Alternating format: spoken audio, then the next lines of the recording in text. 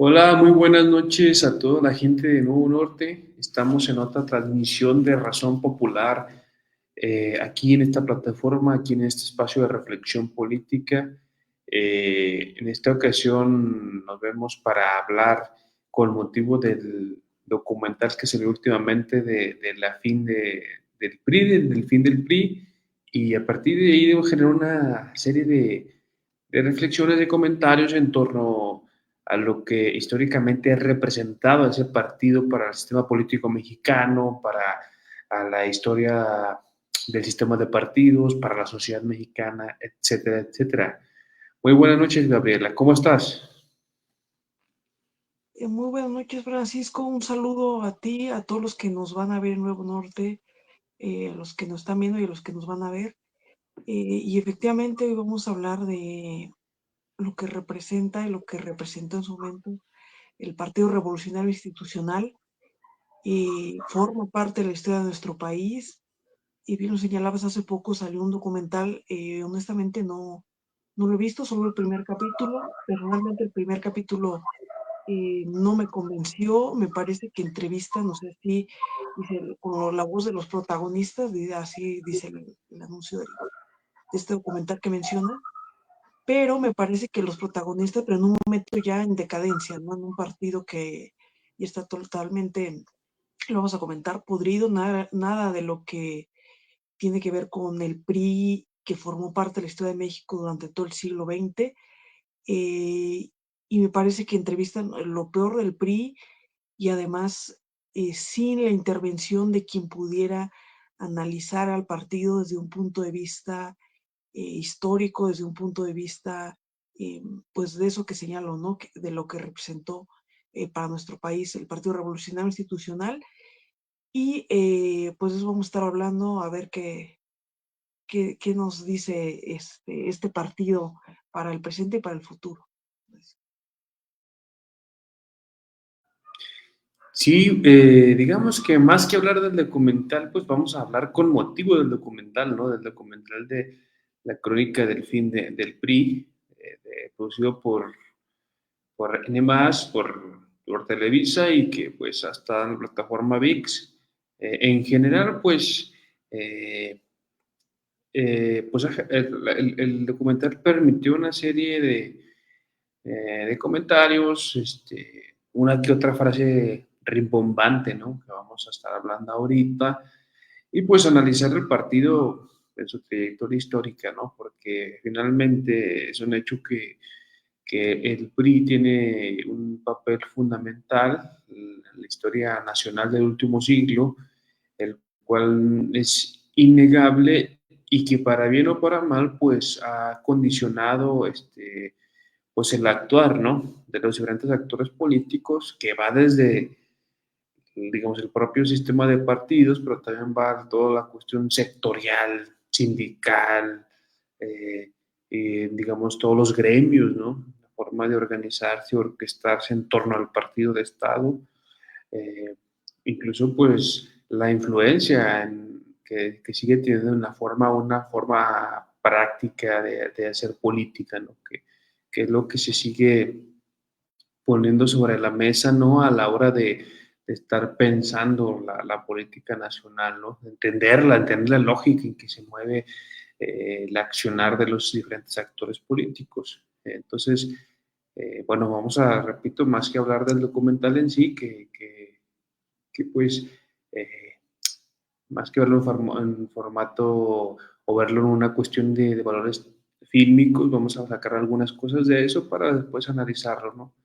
Eh, bueno, mira, aquí tenemos una gráfica interesante que sacó la página Político MX, donde habla de los diferentes logotipos del PRI, logotipos, que a su vez habla de las diferentes etapas, ¿no? De este partido, que, bueno, en primera instancia, como sabemos, surgió como el Partido Nacional Revolucionario, el PNR, que duró de 1928 a 1938. Luego, posteriormente, cambió de siglas para llamarse Partido de la Revolución Mexicana, que fue de 1938 a 1946. y ya adoptó las siglas que conocemos hasta la actualidad, que es el PRI, Partido de la Revolución o Revolucionario Institucional de 1946 a la actualidad, ¿no? Eh, Como sabemos, pues surgió el PRI o es el resultado de un proceso político derivado de la Revolución Mexicana de 1910, donde vamos a decir que la facción dominante instauró un régimen derivado de ese proceso político que muchos autores han señalado por un lado como Adolfo Gili, ¿no? Como ininterrumpido, porque las clases populares no llegaron al poder, sino una facción de la burguesía que está en contra del porfirismo y demás. Pero bueno, esta facción logró estructurar un proyecto político, una fundación o refundación del Estado mexicano en torno o por vía del partido oficial que fue el PNR, y desde ahí se instauró, digamos, un proyecto de nación con diferentes matices que, digamos, pues ahora sí que sobre todo a partir del callismo y que Cárdenas lo apuntaló, ¿no? Sobre todo en su vertiente social, basada en el constitucionalismo social de 1917, y desde ahí se articuló esta política estatal con un partido oficial, con sus tres sectores, social, popular y demás. Y desde ahí, pues digamos que el Estado, el gobierno, ¿no? Que el presidencialismo mexicano se instauró, pero con un partido fuerte, ¿no? Un partido fuerte que tenía militantes eh,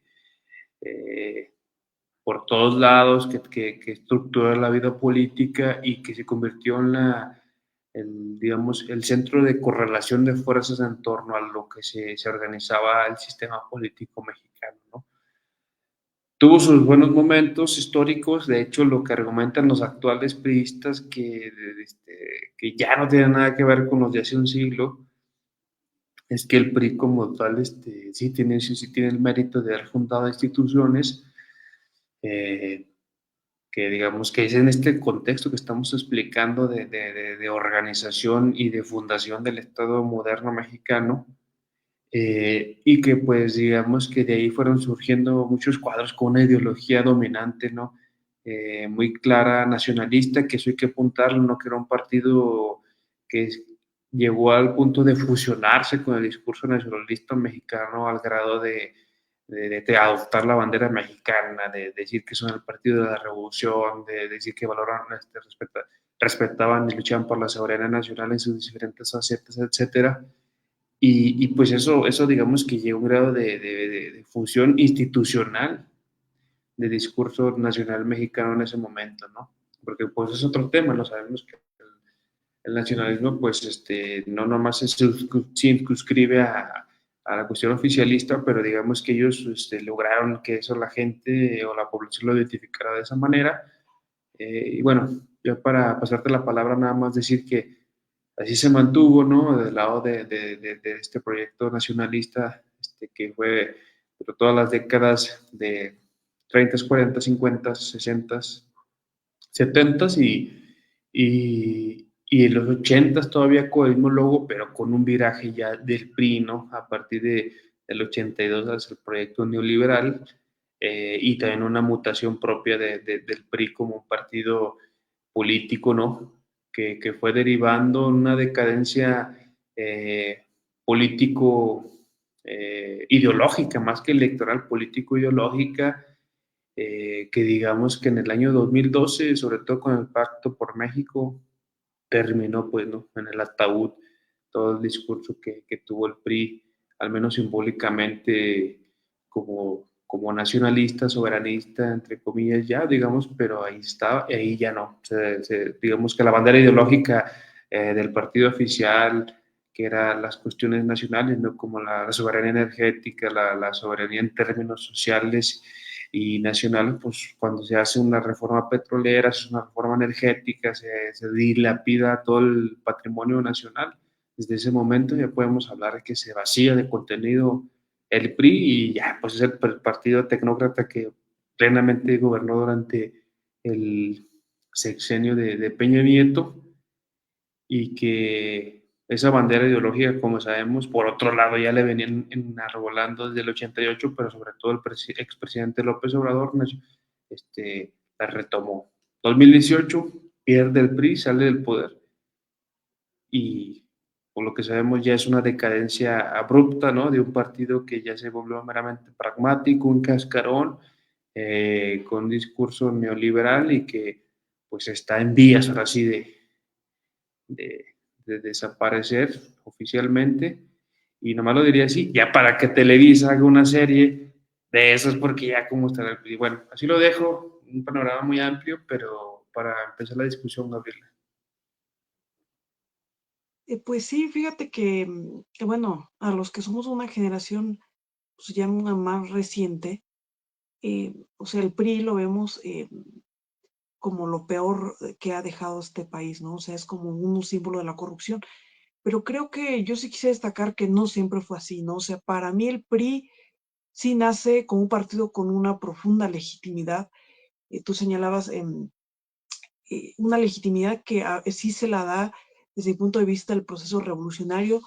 Y recordemos que al terminar la Revolución Mexicana, eh, eh, gana un grupo político que dice, no, los sonorenses, ¿no? Álvaro Obregón, Plutarco Elías Calles, y a pesar de lo que dice Adolfo Gili, no sé, que se interrumpe la revolución, a mí me parece que cambia profundamente después de la revolución las estructuras que estaban en el porfiriato, ¿no? Cambian, por no decirlo, radicalmente, ¿no? Pero creo que hay una razón que bien señalas, que me parece que el PRI se funda ante la necesidad de evitar las luchas entre diversas facciones de poder que se habían formado durante la revolución y aún ya después de terminar la revolución mexicana, ¿no?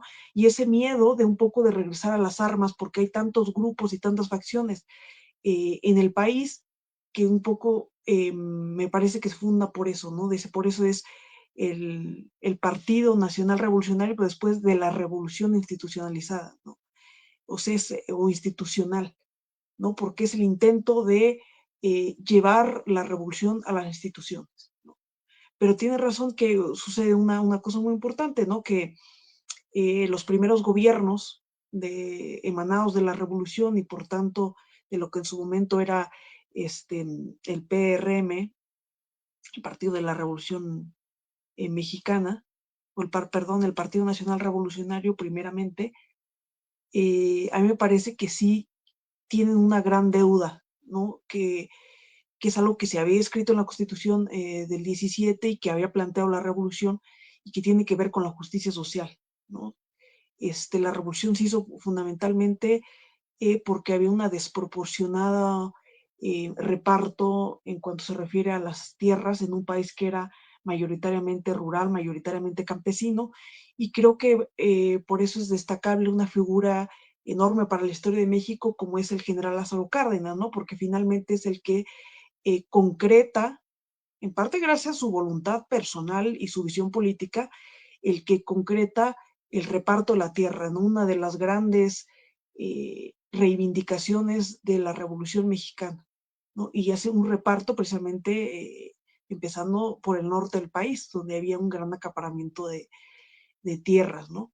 Y creo que esa es la parte del PRI más, o en ese momento lo que fue el Partido Nacional Revolucionario más luminosa, ¿no? Que construye instituciones y que logra consolidar algunas de las demandas populares. O sea, no es solamente, porque muchos dicen, no, es que es el logro del PRI, no, es lo que se consolida, me parece, a partir de las demandas y de lo que fue una revolución social aquí en México. Entonces, esa es la parte que sí, porque tú señalas, es un PRI que como el espíritu del tiempo es un PRI nacionalista. El general Lázaro Cárdenas también es un visionario de su tiempo, con una profunda, eh, con una profunda visión de lo que significa la justicia social, eh, y creo que es la parte más destacable de lo que significa el PRI, ¿no? A pesar de que en ese momento también hay claroscuros, ¿no? Sobre todo ante la gestión de Plutarco Elías Calles, pero sí es un partido que logra consolidar las instituciones y que logra hacer valer, gracias al general Lázaro Cárdenas, los triunfos o lo que se había consagrado en la Constitución de 1917. Y creo que se va a mantener con ese espíritu nacionalista durante un buen tiempo del siglo XX, ¿no? Después del general Lázaro Cárdenas, a pesar de que hay gobiernos, unos más, por ejemplo, el de Miguel Alemán, mucho más en lo que sería ahora en este espectro político, ¿no? Mucho más cercanos a la derecha, pero creo que se mantiene ese espíritu nacionalista en términos políticos y en términos económicos, ¿no?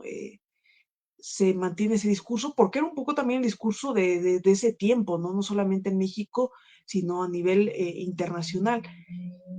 Y luego hay un periodo del PRI, ¿no? De profunda represión que nosotros, bueno, que es un PRI que también que se recuerda muchísimo, ¿no? De Gustavo Díaz Ordaz y un poco antes, que van a reprimir a todo aquel sujeto colectivo que quiera desafiar al partido hegemónico y que va a seguir en los sexenios después de Gustavo Díaz Ordaz, ¿no?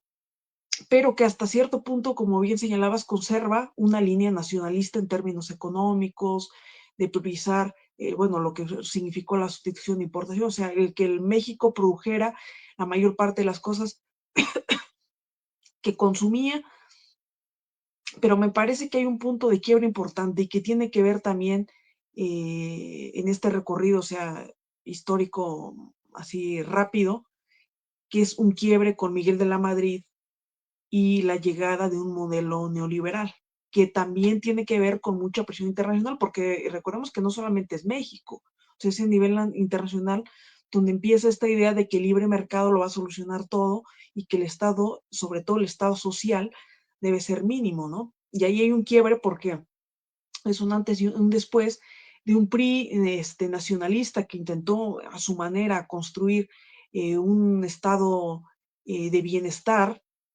con todas las contradicciones que ello implicó, con toda la represión que eso implicó para algunos grupos estudiantiles, los ferrocarrileros, maestros, etcétera, campesinos, y ese punto de quiebre que significa el neoliberalismo, que es que el PRI deja esa bandera nacionalista emanada de la Revolución Mexicana y adopta el neoliberalismo, y creo que ahí es cuando empieza a perder eh, total legitimidad y la bandera que durante mucho tiempo eh, había tenido el PRI. Y este neoliberalismo que poco a poco vemos que empieza con Miguel de la Madrid, pero que se va exacerbando con sexenios como el de Carlos Salinas de Gortari, ¿no? Y creo que ahí es donde pierde su esencia totalmente, porque entonces ya no hay manera de distinguirse entre el PRI, un PRI que se ha convertido en neoliberalismo, y un PAN que a partir de cierto momento no solamente se hace conservador, sino también neoliberal, ¿no? Entonces, cuando tú señalabas, ¿no? Es cuando nace el famoso PRIAN. ¿Por qué? Porque ya no hay manera de distinguir entre dos partidos que prácticamente plantean lo mismo. Entonces, porque si algo había caracterizado al partido hegemónico, o sea, al PRI durante el siglo XX, es precisamente esa bandera nacionalista emanada de la Revolución Mexicana y esa defensa de la soberanía nacional, de todo lo que eso implica en términos políticos y económicos. Entonces, cuando deja de tener una diferencia con el PAN, me parece que ahí es donde empieza a acabar su tumba, ¿no? O sea, que solo sería cuestión de tiempo, le llevó un tiempo, un poco deshacerse, ¿no? Porque primero se cinde la parte, digamos, más democrática, todavía nacionalista del PRI, que es cuando se funda, recordemos, el PRD, pero entonces es cuando el PRI comienza a parecerse cada vez más al PAN y ya no hay manera de distinguirlos porque finalmente proponen lo mismo. Son diferentes siglas, pero en el fondo dos partidos que están impulsando el neoliberalismo y entonces me parece que ahí el PRD en ese momento empieza a disputar lo que significa lo nacional popular al PRI, Francisco. Sí, es muy importante lo que señalas porque, eh, Se tiene que ver el partido en retrospectiva, porque el partido del PRI, porque digamos que no nomás en México, sino en la historia de los países, al menos en la historia política moderna, el partido político, los partidos políticos fungen un papel fundamental a la hora de ir orquestando los gobiernos, ¿no? Por eso, si algo debe quedar claro ahora que estamos digamos, en un cambio de régimen, es que el partido político es una piedra angular, ¿no? Sobre el que se constituye un gobierno y sobre el que se va regenerando las dirigencias, se van regenerando, se van eh, relevando digamos, los cuadros políticos. Es una escuela de formación política, de hecho, y sobre todo para la izquierda como tal, como señala Maurice Duverger, el partido político es incluso más importante para la izquierda que para la derecha, debido a que el partido es digamos, el organizador social digamos, de las fuerzas de izquierda, ¿no? Pero aquí hablando paulatinamente, precisamente, fíjate en esta foto, según un estudiante de Duverger, pues Rubén Muñoz Ledo, cuando fue presidente del PRI, este, ahí hubo un quiebre que apuntabas porque todavía en los 70 el PRI tenía, digamos, ciertos ideólogos, tenía cierta tendencia, ¿no? Ya muy desgastada, ya con mucho cuestionamiento y con mucho pragmatismo, pero que todavía se orientaba hacia el nacionalismo, entre comillas, pues con Muñoz Ledo y todavía con el último, que consideramos el último gran ideólogo del PRI, o último ideólogo priista, que fue Jesús Reyes Heroles, ¿no? eh, Más bien Federico Reyes Heroles, y desde ahí, digamos, ya fue el último vestigio de un PRI, digamos, nacionalista, y desde ahí ya venía, pues vino la decadencia, ¿no? Vino la desviación, sobre todo que se consumó con Salinas de Gortari, y que apuntaba, se empezó el amaciato que tanto se ha señalado ante el PRI y el PAN en los 90, ¿no? Por eso cuando se habla de neoliberalismo en México, pues se tiene que hablar de ese amaciato, ¿no? Del PRI y el PAN, porque fíjate, curiosamente, en el documental del PRI, Fernández de Ceballos señala que el PRI es inmortal. Eso es lo que plantea él, que el PRI es inmortal, que no se desaparece, ya sabes, ¿no? La tesis, eh, esta de que es un reciclamiento pleno, llano, sobre Morena, etcétera, etcétera. Pero eso es muy, pues ahora sí que es demasiado forzado, porque nunca va a existir ya eh, pues una plena fusión con nuevas fuerzas políticas. O sea, ya el PRI como tal, como partido que conocimos, ya no, ya fue. Habrá influencias porque finalmente el PRI como un partido hegemónico durante todo el siglo XX, que como sabemos, Gabriela, fue un caso, ¿no? En el mundo, a tal grado de que pues hasta lo estudiaban, ¿no? Los politólogos. Sartori no lleva su tipología de los sistemas de partidos, pues lo llamó como un partido hegemónico, ¿no? Porque no terminaba de ser una dictadura, pero era un partido que se mantenía siempre en el poder, con un sistema electoral este, semidemocrático que daba chance a la oposición, pero pues nunca ganaban, siempre ganaba el PRI y demás. Eh, pues este partido finalmente sí constituyó y influyó todo el sistema de partidos. De hecho, si algo podemos decir es que el PRI y la forma política de ser priista influyó a todo el sistema de partidos, es decir, a todos los partidos políticos, incluyendo el propio PAN, y pues también lógicamente puede haber cierta influencia en Morena, ¿no? La cuestión no es la forma priista de hacer política que esté mal de por sí, sino la cuestión es, y en torno a lo que significa un proyecto de nación actualmente, ¿no? porque, pues como sabemos, el PRI en términos amplios, pues tiene muchas etapas. Si nosotros ya entendemos en la forma política de ser priista, pues como una forma pues, ligada a la corrupción, a la represión política, al pragmatismo, a la ausencia de participación de las masas, ya digamos ese PRI neoliberal final, digamos, pero pues si nos vamos a los principios, sobre todo la década de los 30, cuando estuvo el presidente Cárdenas, pues era otro PRI, ¿no?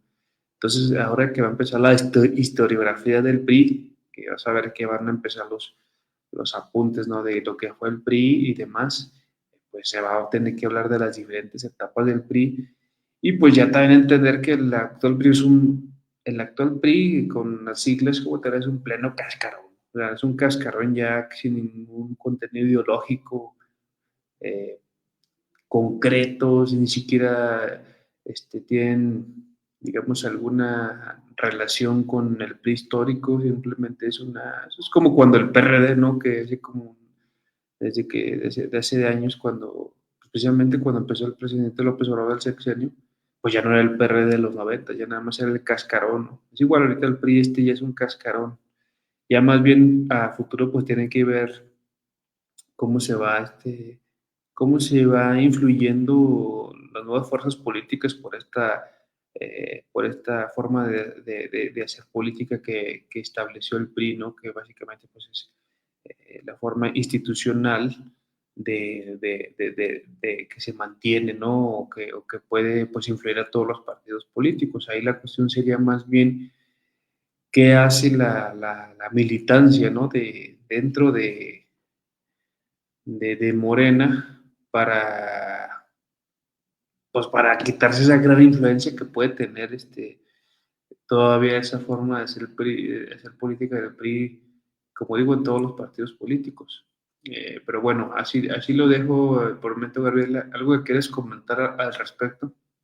Yo nada más regresar un poquito en un hecho, ¿no? O sea, de que el Partido Nacional Revolucionario, a mí me parece que por eso era un caso de estudio en la ciencia política, ¿no? Nacional, internacional, porque no había cómo definirlo, porque es verdad que el PRI fue uno, creo que de los partidos más exitosos, o sea, a nivel eh, mundial, y como tú señalabas, porque era capaz, a pesar de que tenía oposición, o sea, les daba determinado rango de libertades, pero nunca ganaba la oposición, ¿no? O sea, era una oposición muy, pues sí, muy, muy de cartón, ¿no? Que nunca realmente tenía logros significativos, ¿no? Pero me parece que no nace con esa idea, ¿no? Porque muchos culpan, ¿no? Desde Plutarco Elías Calles a Lázaro Cárdenas por lo que es el PRI actualmente. Y me parece que es un error. ¿Por qué? Porque Plutarco Elías Calles, me parece que la idea central de Plutarco Elías Calles es que no hubiera peleas entre facciones, ¿no? O sea, sí se asustaron con el asesinato de Álvaro Obregón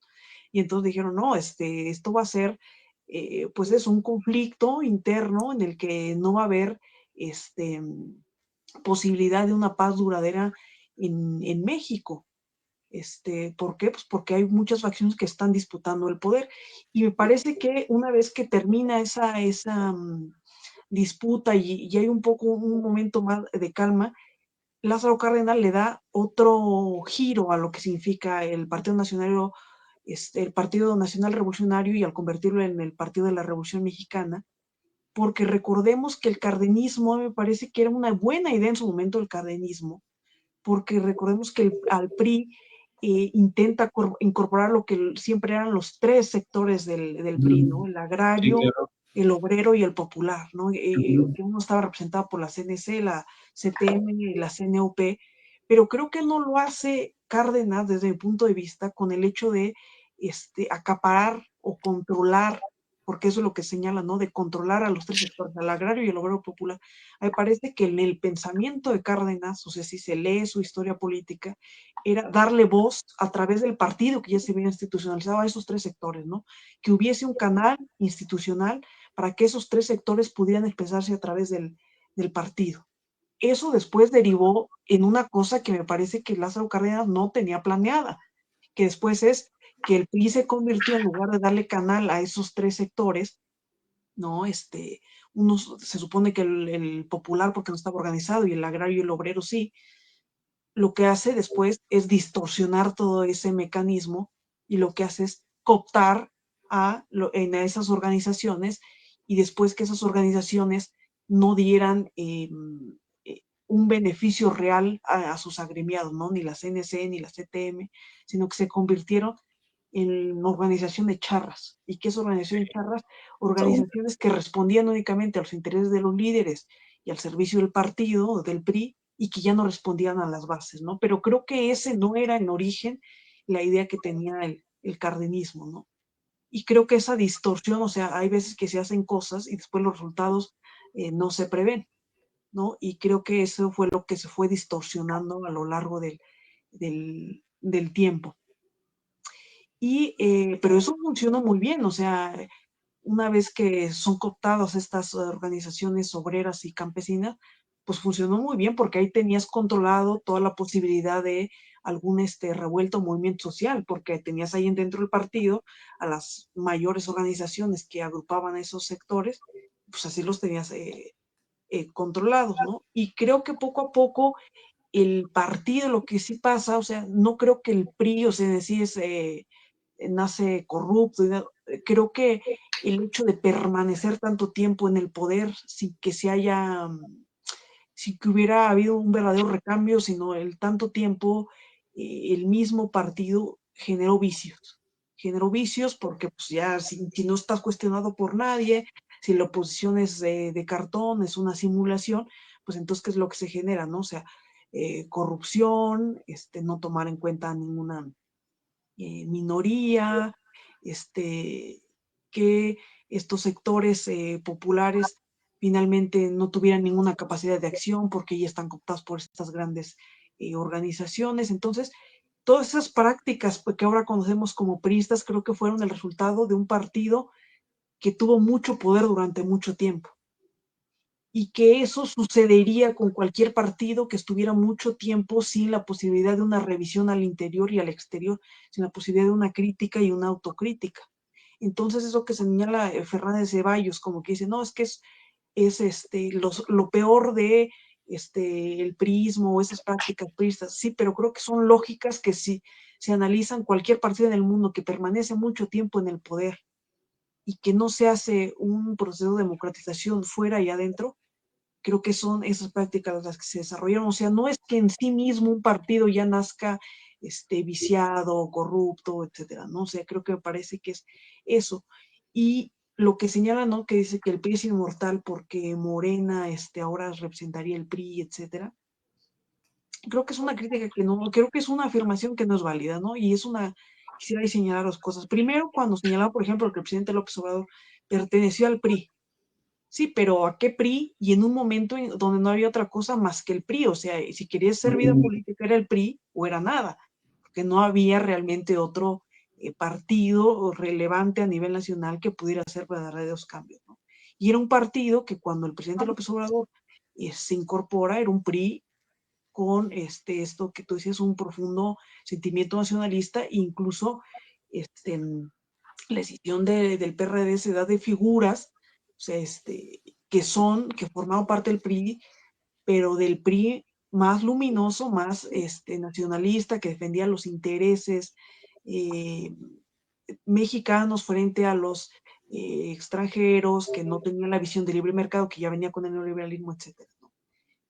Y creo que hay dos cosas que analizar en esto que dice Fernández Ceballos de que el PRI es inmortal, porque ahora está en Morena. Creo que esas prácticas no corresponden únicamente a la PRI, esas prácticas priistas, digamos que el PRI las perfeccionó porque estuvo mucho tiempo en el poder, pero esas prácticas, esas malas prácticas de corrupción, lo que conocemos de acarreo, eso se pueden presentar en cualquier partido, ¿no? O sea, llámese PAN, llámese Morena, etc.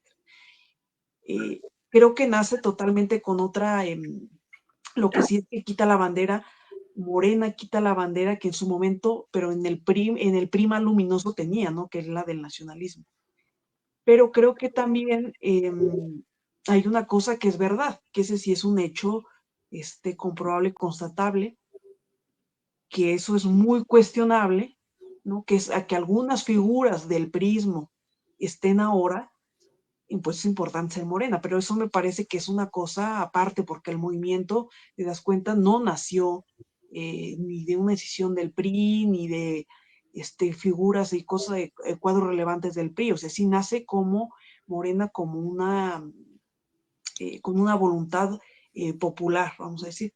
Lo cuestionable y es lo que viene después de incorporación de determinadas figuras priistas, que es muy cuestionable, ¿no?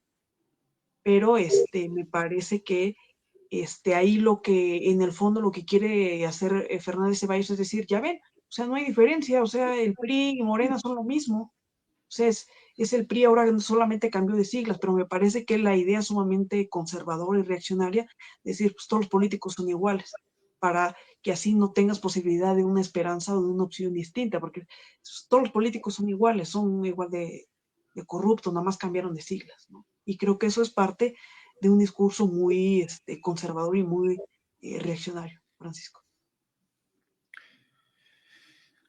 Sí, pues es que coincidimos en que se tiene que ver en retrospectiva histórica toda esta cuestión del PRI, porque pues, de esa manera podemos entender nuestro presente. De hecho, bueno, voy a ahorita un poco en sintonía con lo que señalabas hace semana pasada, hice un breve artículo sobre este tema y se acaba, ante esa inventada inmortalidad del PRI, se acaba tres apuntes, ¿no?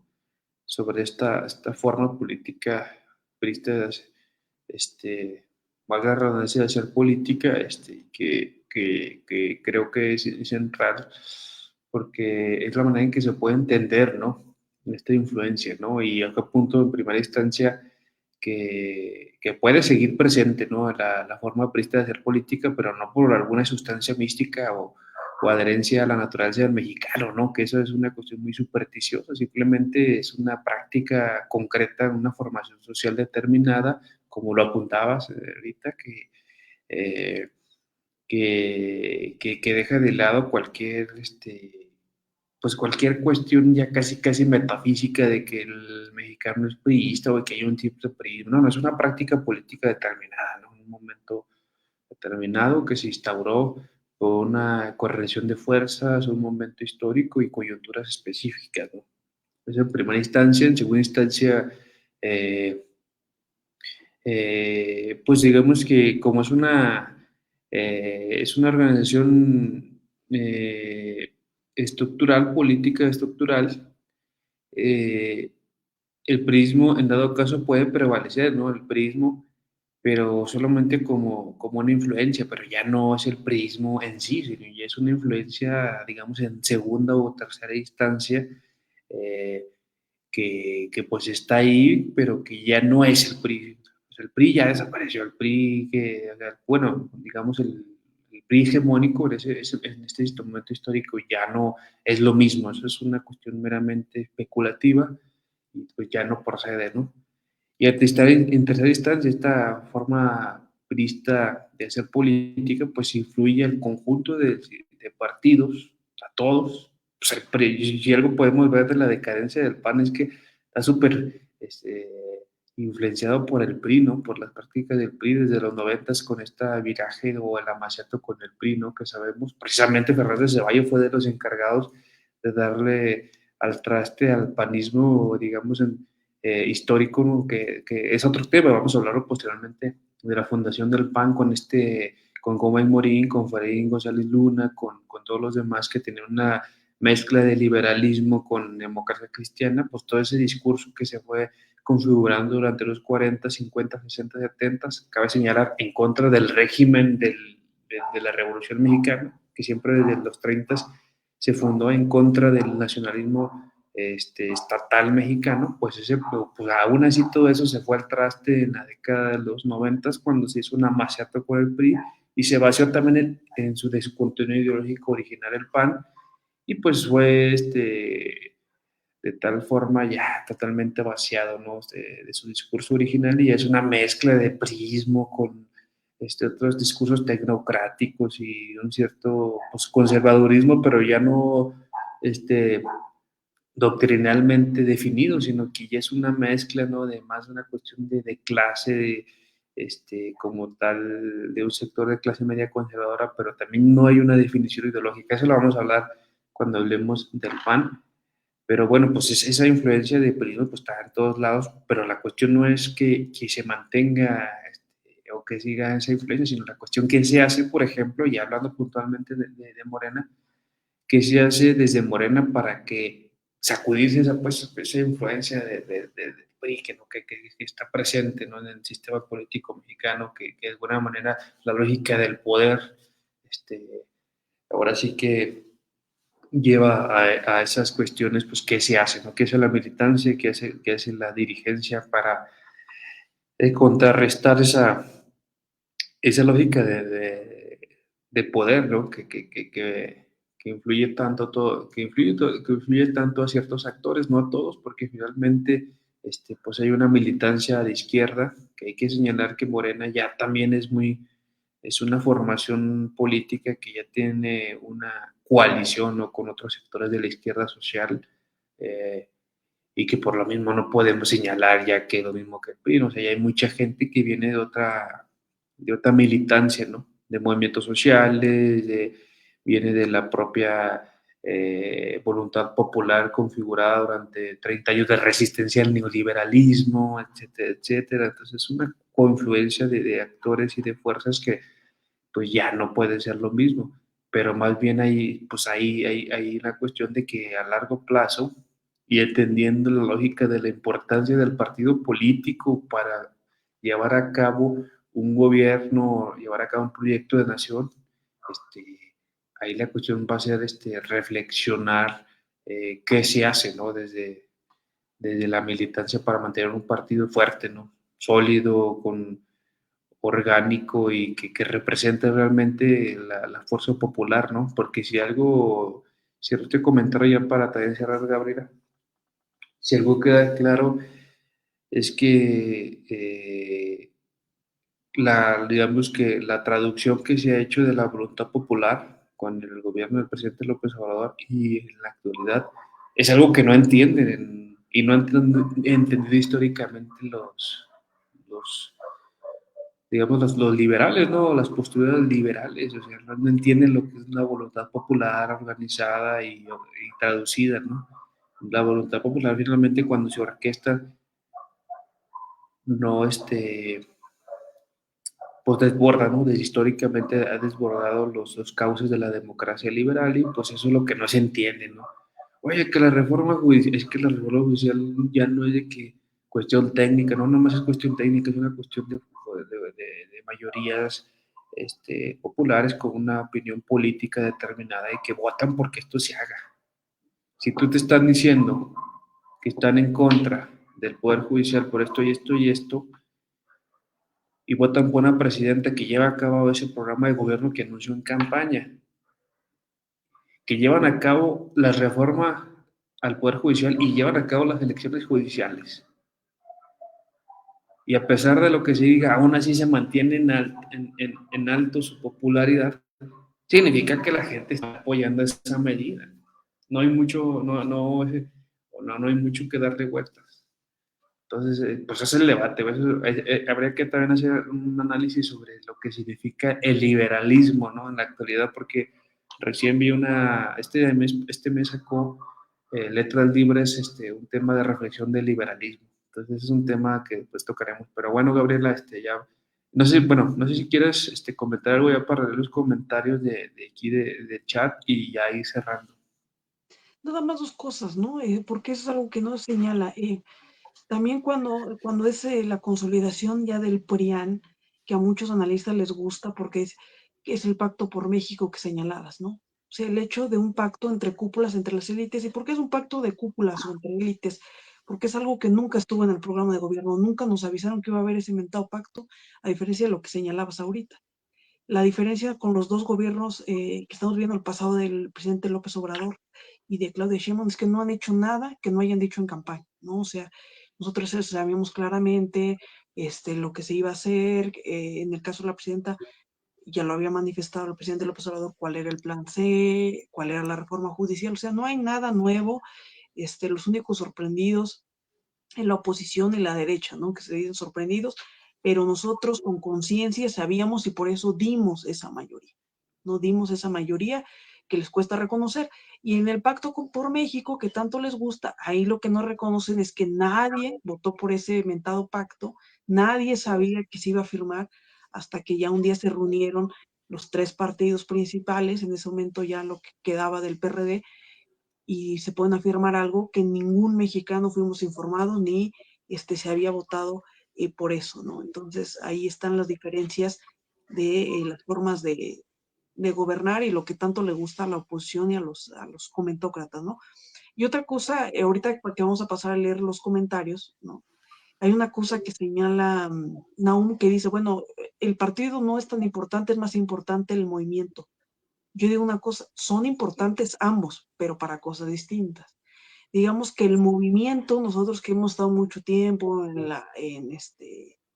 pues en eso, ¿no? En movimientos sociales, en manifestaciones, en mítines, en lugares sin ninguna militancia política partidista, lo que sucede es que el movimiento sirve en un momento para presionar, ¿no? O sea, es como el desborde popular, presionar, pero luego, mientras existe el capitalismo y mientras existe algo que se llama Estado, me parece que es imprescindible el partido. ¿Por qué? Porque el partido es el que puede canalizar todo ese movimiento, toda esa transformación, que en su momento, sí, o sea, es mucho el movimiento, la cantidad, son los muchos, los numerosos, pero que necesita un cauce institucional mientras exista el Estado, y por eso es importante el partido. Y creo que tú señalabas, no me acuerdo si lo acabas de decir, pero que el partido es más importante, creo que hasta para la gente izquierda, que la derecha. ¿Por qué? Porque la derecha tiene otras formas de presionar, ¿no?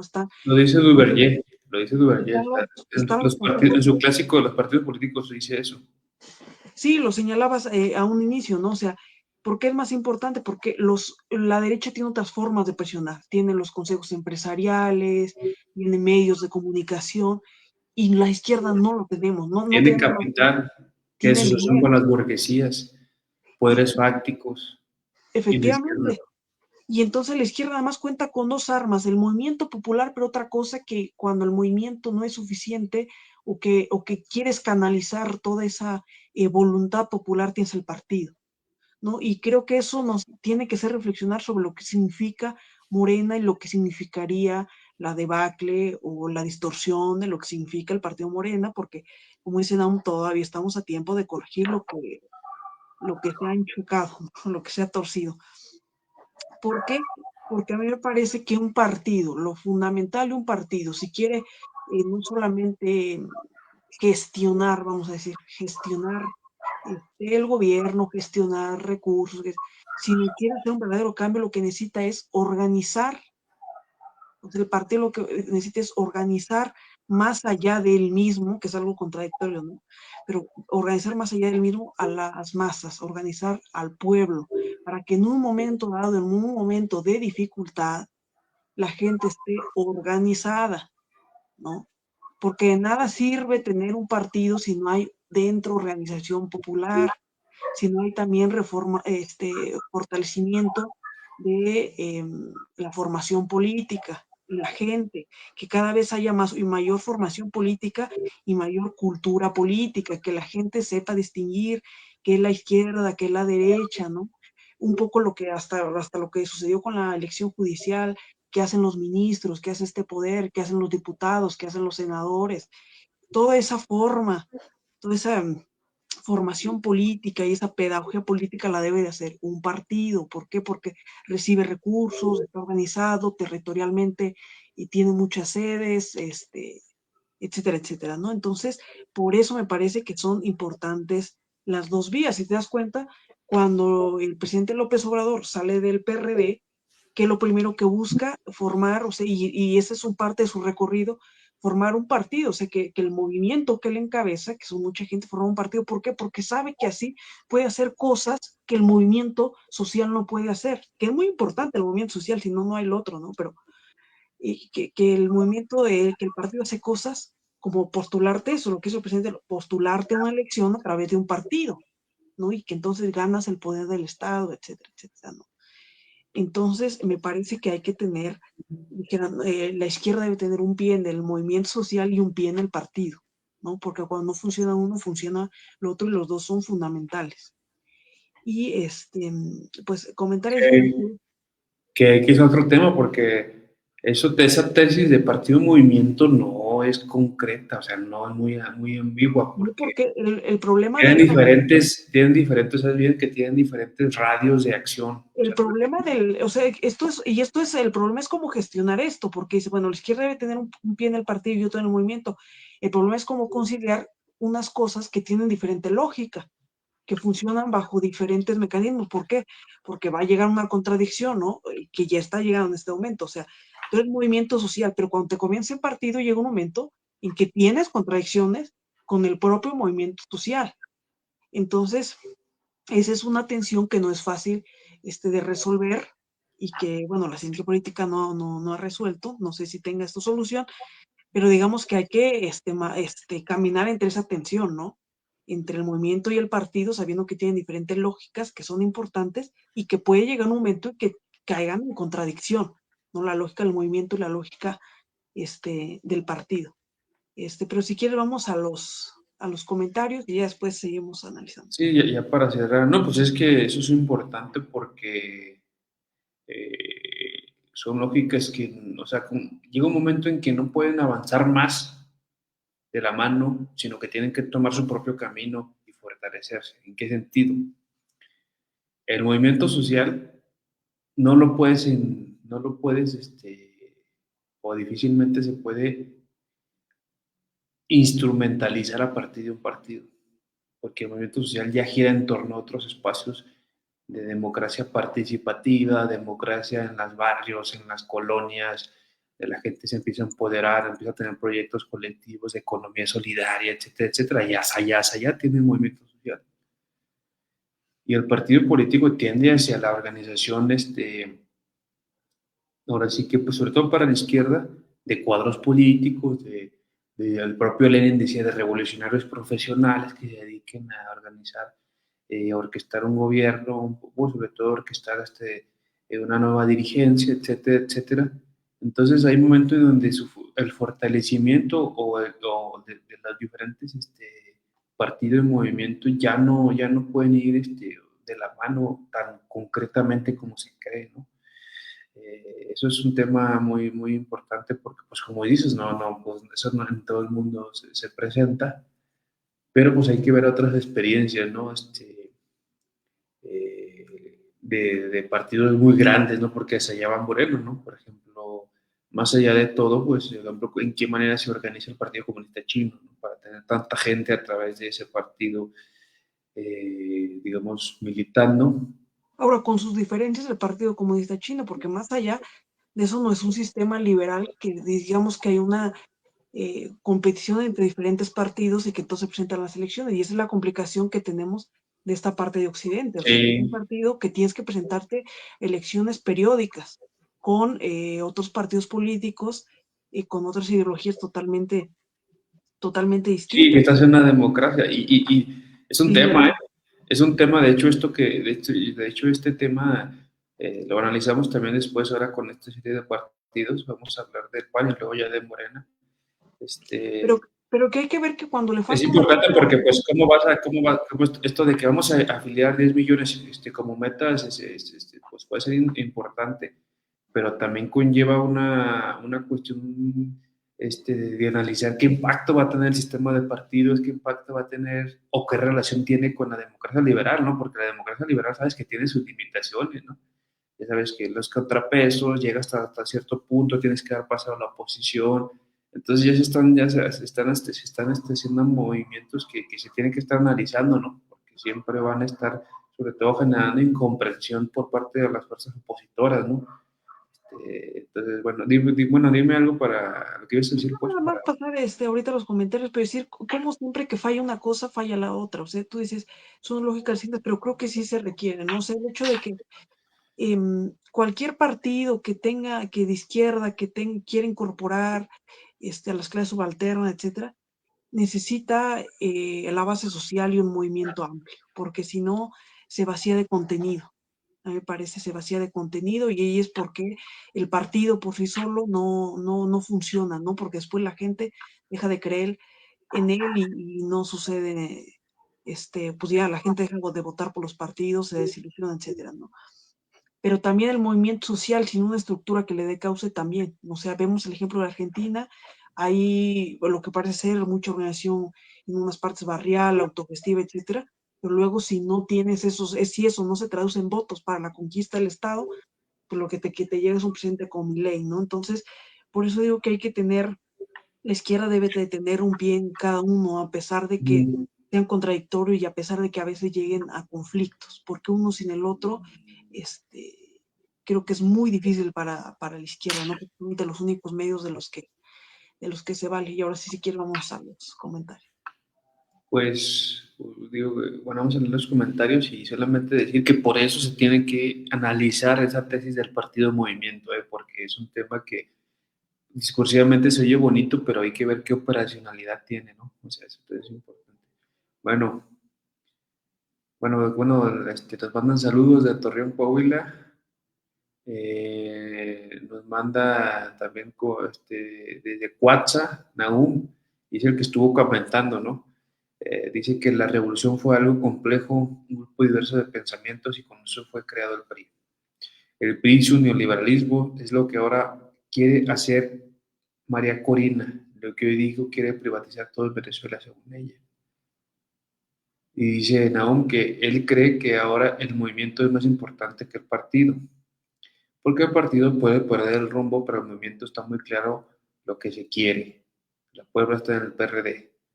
Y luego dice que el clientelismo, el acarreo, el sindicalismo, el presidencialismo, eso es el PRI, lo que no queremos. Eso es lo que hablamos, ¿no? Que eso es lo que se identifica ya actualmente como el PRI, en términos muy negativos. Pero la cosa es tan fácil, así como la gente se hartó del PRI, así la gente se puede hartar de cualquier sistema parecido. Y luego dice que, por ejemplo, Morena está reciente del PRI, duró años, así que estamos a tiempo de hacer reflexión interna y aprender de los errores del PRI. Vamos a ver al PRI ahora de nuevo, solo cómo se revienta según ellos, pero estaremos en presencia de su desaparición así como lo conocemos. Y ahí dice que la generación del PRI ya no existe, que se quedó atrás como la piña. Y bueno, él apela de que si fuimos capaces de hacer el PRD y luego Morena podemos ser otro. El movimiento y su idea no cambia. Y dice que por eso es importante la formación política. Es lo que pasa cuando quieres ganar y tienes que coger un candidato que no va con el movimiento, pero es popular. Y habla de China, ¿no? Que eso es algo peculiar porque es un partido totalitario, pero es abierto al capital. Por eso los chinos son los que con su dinero, son los que son con su dinero. Es para analizar.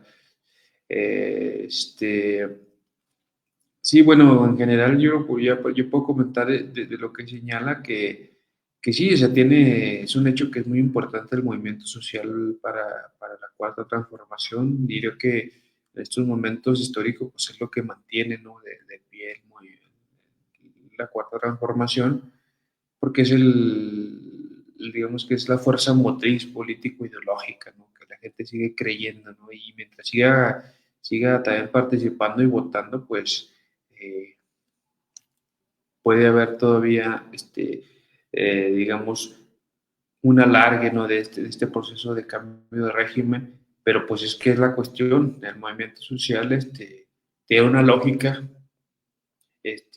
muy amplia, horizontal, pero el partido es es lo que lo implementa, ¿no? Es la implementación de una voluntad como tal y una organización. Eso, de hecho, este es un debate dentro de las izquierdas, ¿no? Porque pues, la perspectiva leninista pues, siempre apunta a la organización, ¿no? De la voluntad de una vanguardia revolucionaria, etcétera, etcétera. Eh, en contraposición a posturas más, pues incluso anarquistas o posturas de más de movimiento social donde se entiende una lógica horizontalista, ¿no? Donde no debe haber una dirigencia, sino que se debe hablar casi casi de la pura pulsión del movimiento social sin suprimir, ¿no? Esa voluntad que se va creando a través del grito de Diajólogo y otros teóricos de esta cuestión de horizontalista. Pero bueno, como vemos en los movimientos, sobre todo a partir de transformación de los estados, pues se necesita de esto. Y nosotros consideramos que ya no hablado mucho de Morena, pero ya consideramos que cada partido, y eso es lo que queremos centrar para hablar del PRI, cada partido o cada movimiento, cada régimen político van de la mano. El PRI respondió en su momento histórico, hasta la década de los 80, vamos a cerrarlo, acompañando un proceso, ¿no?, nacional mexicano en torno al fortalecimiento, la fundación del Estado moderno, como lo conocemos, la formación de todas las instituciones que todavía prevalecen, ¿no? Eh, la que te imagines, ¿no? Entonces, eso es lo que en su momento histórico va a quedar ya para la historia, ¿no? Más allá de este cascarón que ahorita entendamos como el PRI, no, el PRI, nos referimos al PRI y se van a referir históricamente, va a ser a ese PRI. Ya el PRI neoliberal, pues ya es pues ya sí que es una desvirtuación de ese primer PRI, y pues ya que sí se va, cuando se empieza a ver esta historiografía del PRI, se va a hablar claramente del PRI nacionalista y del PRI neoliberal. Y del PRI neoliberal, pues ya eso es lo último, lo que conocemos y lo que prevalece todavía ahí, pero ya no es lo mismo, ¿no? Entonces eso hay que diferenciarlo. Y hablando del PRI nacionalista de las décadas anteriores, del siglo pasado, pues habría que ver cómo o qué papel fungió para hacer el baluarte o el soporte de todo el, sí, digamos, del proyecto, ¿no?, nacional que en ese momento había, de todo lo que conocemos como también el eh, modelo de sustitución de importaciones y en general, pues también en lo que se formó el expresidente López Obrador, que es una vertiente muy clara de Morena, ¿no? Porque bueno, pues es una coalición también con la izquierda socialista, que es otro tema porque esa tiene otra su propia trayectoria dentro del siglo XX, ¿no? No son lo mismo, cada trayectoria de socialista tiene otra. Entonces, pues precisamente la relación o la correlación que tiene en la fundación del PRD es eso, ¿no? Es izquierda socialista, eh, y esa izquierda nacionalista que viene de este PRI que estamos hablando. Entonces, bueno, así lo cierro yo, Gabriela. A ver, ¿qué tienes que tú apuntar ya para cerrar? Pues yo quedaría con dos cosas. Primero, que para mí el PRI está prácticamente muerto, ¿no? O sea, lo que representa su presidente actual, Alejandro Moreno, la aberración, la concentración de lo peor del PRI, ¿no? Es un personaje que debe estar en la cárcel, de corrupción, de acarreo, de manipulación, etcétera, ¿no? ¿Y por qué el PRI está muerto? Porque me parece que en México solamente caben dos banderas, ¿no? O sea, la de lo nacional popular, en este momento esa bandera la encabeza Morena, ¿no? Quizá en su momento la encabezó el PRI cuando nace después de la revolución, pero en este momento esa bandera la tiene Morena, el PRI en estos momentos esa bandera ya no la tiene, y a mí me parece que, por otra parte, el PAN, eh, que paradójicamente es algo que nace como respuesta al cardenismo, en estos momentos tiene la bandera conservadora y neoliberal, y entonces al PRI ya no le queda margen de maniobra, ¿no? O sea, ya dos partidos tienen las banderas que pudieran enarbolar, y me parece que no queda ninguna otra. Entonces, para mí el PRI está muerto, ¿no? O sea, una bandera la tiene Morena y otra la tiene el panismo. Y nada más, lo que dice Nahum, ¿no? Y lo que se ha mencionado un poco, ¿qué de la historia del PRI nos sirve para la actualidad? Porque bueno, Nahum dice, no, se fundó el PRD y después Morena.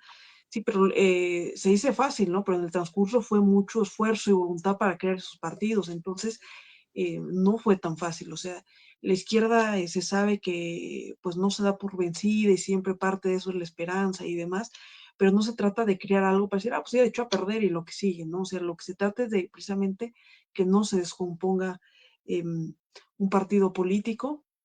Y creo que unas cosas que mencionaba muy importante, ¿no? Que Morena actualmente se plantea dos cosas, que dices, bueno, quiere incorporar 10 millones de votantes, pero lo importante aquí en Morena es para qué quiere esa cantidad de 10 millones de votantes, ¿no? O sea, si nosotros, si se está en un partido político y se crea en un proyecto político, es para hacer las cosas diferente. No solamente se trata de ganar por ganar, y por eso creo que hay que cuidar muchísimo los perfiles de que se van a postular en diferentes cargos en Morena, ¿no? Porque si la gente deja de votar por un partido político, es porque deja de creer en él, porque siente que ya se parece a los otros y que ya no ofrece nada distinto. Y eso hay que cuidarlo porque en los estados, a mi consideración, está pasando eso. Y ya no tenemos la importante influencia ni la presencia del presidente López Obrador. Entonces, eso se está perdiendo. O sea, no se trata, como decían aún, bien lo señalaba, de poner a personajes nada más porque son populares y ganar, y que después hagan un mal gobierno y todo el mundo se desilusione. No, o sea, se trata de ganar con un buen candidato para que haga las cosas distintas, y eso te garantiza por lo menos al siguiente mandato que la gente vuelva a votar por alguien, que porque le convence el gobierno, le convence la forma en la que está haciendo las cosas, ¿no? Después vemos que la gente se desilusiona de gobernador, presidentes municipales, aunque sean de Morena, pues porque resulta que vienen a hacer cosas muy parecidas a los que hacían gobiernos que se presentaban con otras siglas. Entonces, eso hay que cuidarlo en los estados, ¿no? Porque si bien no está sucediendo a nivel federal, sí me parece que está sucediendo en estados y municipios, ¿no? Y creo que cuando el partido se empieza a alejar de eso, ¿no? De presentar sus propios cuadros, sus propios candidatos, es cuando la gente se empieza a desilusionar y dejar, creo que una cosa que ha sido una crítica muy constante dentro de Morena, ¿no? Luego por eso nos critica, luego por eso hasta se va y están haciendo estas frases de estar incorporando a gente del priismo con las peores mañas, lo peor del PRI a Morena, y no solamente eso, sino ponerlo en puestos de mucha relevancia que ni siquiera los fundadores, los miembros de Morena, la gente más comprometida con el movimiento tiene, ¿no? Entonces, es porque al final eso se van a comer al partido. Ya mucha gente lo ha dicho, pero hay lugares donde dijeron, parece que no entienden, porque son la gente con las peores mañas, ¿no? O sea, con las peores mañas. La gente no puede cambiar su biografía política de un momento para otro, que pues, llevo 20 años siendo neoliberal o priista de lo peor, y de repente me convierto de un día para otro y ya soy de Morena y abrazo los principios de la 4T. Creo que no es así de sencillo. Creo que deben de dar muestras, por lo menos si se van a cambiar, muestras de que han cambiado, ¿no? O sea, no los podemos así a reconvertir es lo que decían, ¿no? O sea, eh, hacerlos puros de un día para otro solamente porque ya cambiaron de siglas, ¿no? Y creo que eso es para analizar, y con eso cerraría, ¿no? El PRI está muerto, ya no tiene bandera que enarbolar, y atención con lo que está haciendo Morena, porque bien lo dice Covacuatza, ¿no? Ya van varios partidos fundados por la izquierda donde acabamos mal, ¿no? Y no queremos ver esas prácticas que nos han llevado a eso, porque cuesta mucho trabajo la conformación de un partido político. Francisco. Bueno, pues así lo dejamos, Gabriela. Este es un tema interesante. Ya la próxima vamos a analizar al PAN. El PAN tiene su propia lógica histórica y pues, como lo apuntaste también, pues tiene importancia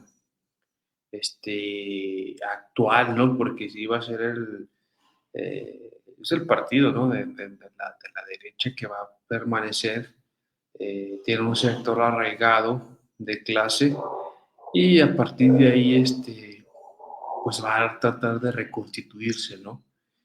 Eh, pero bueno, ahí lo dejamos y creemos, y eso lo apuntamos ya para cerrar, este, que es muy importante que se siga, pues nosotros aquí analizamos los temas, pero creemos que es muy importante precisamente la reflexión política sobre estos temas, ¿no? O sea, no nada más que se tenga, que sea, como así que al puro tanteo, ¿no? Sino que es necesario. Por ejemplo, yo te diría que está muy olvidada la teoría de los partidos políticos. O sea, realmente ya no sé, estamos en plena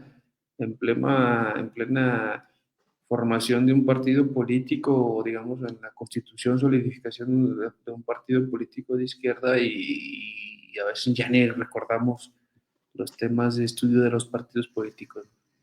Entonces eso es fundamental, no se nos es que no debería ser así. Yo creo que sí hay gente que está al tanto, ¿no? Como tal, pero pues sobre todo la militancia, pues hay que estar estudiando esos temas y pues ya para eso pues ahora compartimos este libro que mencionamos ahorita de Maurice Duverger, los partidos políticos, que es un estudio muy interesante sobre los partidos y sistemas de partidos a mediados del siglo XX, y pues ahí vienen algunas reflexiones sobre todo esto de que, bueno, por ejemplo, esto de que los partidos son más importantes para la izquierda que para la derecha, ¿no? Entonces, hay que seguir estudiándolo y pues seguir reflexionando como aquí lo hacemos o intentamos hacerlo en, en Nuevo Norte, ¿no? En Razón Popular y en Nuevo Norte. Entonces estamos aquí. Uh-huh. Y una cosa nada más, perdón, pero que se nos pasaba y que nos decía nuestro compañero Darío, a quien le enviamos un saludo, pero que decía respecto a este documental que hacía en el PRI, lo que pasa es que se les olvida un pequeño datito, como decía Darío Tziwari, ¿no? Que es un pequeño datito que es que una de las piedras angulares para que el PRI mantuviera su poder y su capacidad de coacción, de difusión de mentiras y de una sola versión, fueron Televisa, ¿no? Una televisora en particular. Recordemos en los tiempos de Jacobo Zabludovsky no se decía nada más allá de lo que gobernación y en su momento el gobierno, pero también el partido permitía, ¿no? Y no tenemos que ir tan lejos, bueno, porque eso lo vemos así como lejano, pues, en los 70s, en los 80s. Recordemos que quien encumbra eh, una figura y la presenta como un candidato así, con mucho atractivo físico, incluso se casa con una de sus grandes talentos telenovelescos, es Enrique Peña Nieto. Enrique Peña Nieto y lo que presentó en su momento Televisa para encumbrarlo, ¿no? Pero eso sí no lo menciona, pues porque como es un documental aunque sea de toda la buena voluntad, hecho con toda la buena voluntad posible, pues está producido por Televisa, ¿no? Y no se van a dar un pie porque si algo tienen los comunicadores y también Televisa, como dijeran en mis ranchos, que entre bomberos no se pisan la manguera, ¿no? Entonces, eso sí, no vamos a hablar ni de Televisa ni de los comunicadores que en su momento sirvieron para apuntalar esos regímenes priistas y lo peor de los regímenes priistas, Francisco, y con eso, ahora sí, cierro. Pues basta mencionar lo que decía el dueño de Televisa, ¿no? Azcárraga mismo, de que Televisa era un soldado del PRI. Entonces, lógicamente, se les faltó quizás poner más énfasis en eso, pero bueno, nuestro tema ahorita era, Era un soldado del PRI. sí, nuestro tema era, no era tanto el documental en sí, sino el motivo del documental para hablar la historia del PRI. Entonces, pues es otro tema el documental mismo, pero pues ya entendemos más o menos o lo enmarcamos en qué sentido va. Entonces, bueno, nos vemos, Gabriela, la próxima, y gracias a quienes nos vieron, a quienes nos van a ver, y pues aquí seguimos a través de Razón Popular, y ya la próxima seguiremos hablando de estos temas importantes, ¿no? Para la actualidad y para lo que se está configurando con respecto al futuro. Nos vemos, cuídense, hasta luego, bye.